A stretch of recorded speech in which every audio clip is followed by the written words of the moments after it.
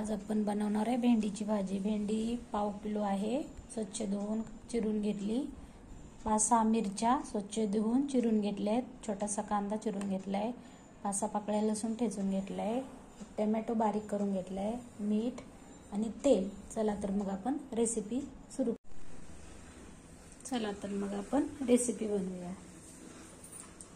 2 चमचे तेल घेतले, कढई ठेवली, थोडंसं जिरं टाकून घेऊया। कांदा, लसूण, मिरची हे पण टाकून घेऊया, छान फ्राय होऊ देऊया।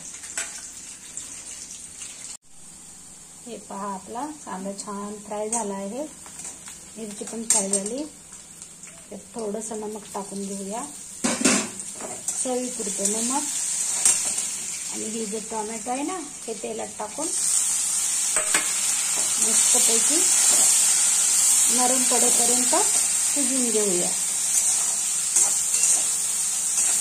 छान मऊ होईपर्यंत टोमॅटो शिजवूया। हे पहा, आपण आता भेंडी घालून घेतलेली आहे फोडणीमध्ये।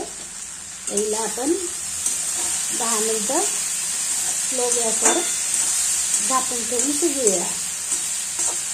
मस्त भेंडी आहे ना, कच्ची भेंडी, यात थोडी आपण कोथिंबीर घालूया।